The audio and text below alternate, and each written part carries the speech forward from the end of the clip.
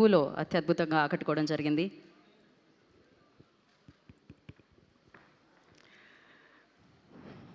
Media press అందరికీ వందనాలు, ప్రేక్షకులందరికీ నమస్కారాలు, 14 రీల్స్ నిర్మాతలకి నమస్కారాలండి, మా దర్శకులు బోయపాటి సీన్ గారు నమస్కారాలు, చెవులు దద్దరిల్లేలా మ్యూజిక్ కంపోజ్ చేసిన సంగీత దర్శకులు తమ్మన్ గారికి వందనాలు, కోరియోగ్రాఫర్స్ మాస్టర్ గారు వందనాలు, డిఓపి రాంప్రసాద్ గారు, సంతోష్ గారు, కైలాసాన్నే చూపించిన, కైలాసంలోకి మమ్మల్ని అందరినీ తీసుకెళ్ళిన మీ అందరికీ వందనాలు, సాక్షాత్తు శివుడుగా నా కళ్ళకి శివయ్యగా కనిపిస్తున్న బాలయ్య గారికి వందనాలు.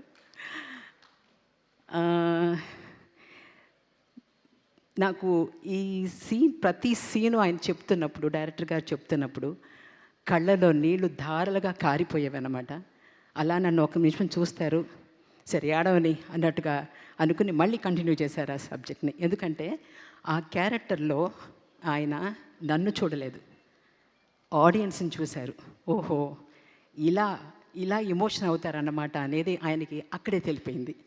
సో నాకు గూస్ పంప్స్, నాకు ఒళ్ళు జలధరించడం, ప్రతి డైలాగు, ప్రతి షాట్లో నాకు అలా అనిపించిందండి. అఖండ 1 చేస్తున్నప్పుడు నాకు తెలియకుండానే నాలో ఒక వైబ్రేషన్, ఒక ఎనర్జీ నాలో ఏదో వచ్చినట్టుగా ఫీల్ అయ్యాను నేను.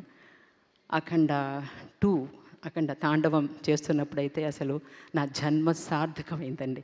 ఈ క్యారెక్టర్ చేస్తున్నప్పుడు అలా అనిపించింది. ఈ సినిమా ప్రతి ఒక్కళ్ళు, తమిళ్లో చెప్పాలంటే ఇది పడమిల్ల పాడం అని చెప్పచ్చు. ప్రతి ఒక్కళ్ళు ఈ సినిమా చూడాలి, పాఠాలు నేర్చుకోవాలి, పిల్లలు ముఖ్యంగా చూడాలి. సార్ అన్నట్టుగా నాకు బెంగగా ఉంది ఫ్యూచర్ ఆఫ్ ద కిడ్స్ చూస్తుంటే. స్కూల్స్లో వేసి చూపిస్తే, ఈ సమ్మర్ క్యాంప్స్లో వేసి ఈ పిక్చర్ని వేసి చూపిస్తే బాగుంటుందేమో అని నాకు అనిపిస్తుందండి. తప్పకుండా అందరూ ఈ పిక్చర్ చూడాలి, పాఠాలు నేర్చుకోవాలి. దేశభక్తి, దైవభక్తి అంటే ఏమిటో ఇది చూస్తేనే తెలుస్తుంది. సార్ అన్నట్టుగా ఈ పిక్చర్ని ఎవరు మిస్ చేయకూడదు.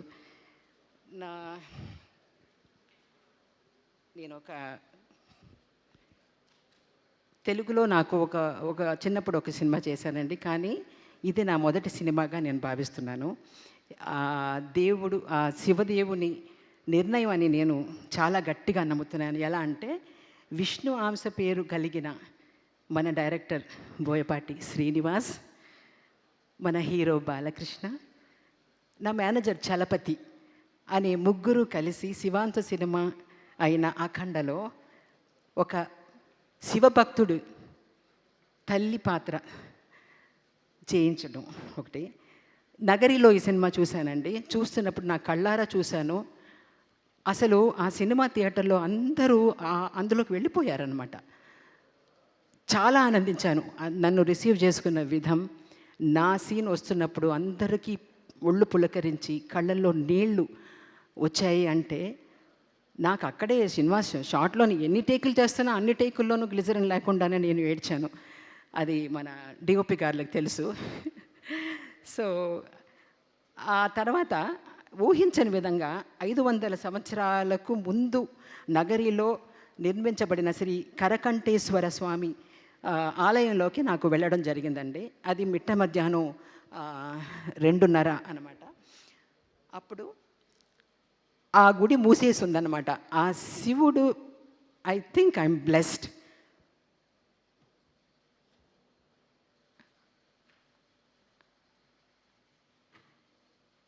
నేను వెళ్ళి అక్కడ నుంచున్నాను. అయ్యో, గుడి మూసేసి ఉంది అని నుంచున్నాను. ఆ ధర్మకర్త వచ్చి 2:30కి ఆ గుడి తెరిచి నాకు ఆ గర్భగుడిలో నుంచోబెట్టి ఆ శివుడి దర్శనం ఇచ్చినప్పుడు నాకు ఇది చాలు అనిపించిందండి. Because that's the blessing I got in this అని అంటాను. అదొకటేను. మళ్ళీ ఈ సినిమా చేయటమే అసలు నాకు నేను చేసుకున్న పుణ్యం అని. I believe in universe, I believe in manifesting.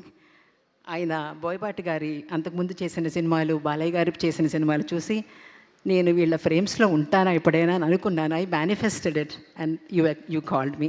Thank you so much. నన్ను నమ్మి ఈ క్యారెక్టరు విజయమ చేస్తే బాగుంటుందని నన్ను పిలిపించి చేయించినందుకు మీకు నేను ఎంత కృతజ్ఞత చెప్పుకోవాలో తెలియట్లేదండి నాకు. ప్రేక్షకులందరికీ నేను నా రుణం ఎలా తీర్చుకుంటానో నాకు తెలియట్లేదు. ఎందుకంటే అంత బాగా నన్ను ఆదరించారు థియేటర్లో. అండ్ ఎస్, ఎన్ని సంవత్సరాలైనా సరే మదర్ సెంటిమెంట్ అనేది ever green for everybody. Mother is a mother anyway. So Balayya గారు దుర్మార్గులు అక్కడ బాధపడుతున్న మనుషులందరూ దేవుడు ఎక్కడున్నాడు, అసలు ఇంతమంది చనిపోతుంటే దేవుడు కనిపించడేంటి అని అన్నప్పుడు ఆయన అన్నాడు, ఆయన అన్న డైలాగ్స్ అండి నా గుండెల్లో పొడుచుకునే అనమాట. అది పాఠం అనేది. ఆ పాఠాల కోసం, ఆ పాఠాలు నేర్చుకోవటం కోసం మీరందరూ వెళ్ళి థియేటర్కి వెళ్ళి చూడండి. డెఫినెట్గా it's an experience and it's ఆ మేకింగ్ అనేది it is wonderful and it is not a film, it's an experience I can say. Yeah, thank you very much for the opportunity. Thank you so much. You done a fantastic job and especially last scene మహాద్భుతం అని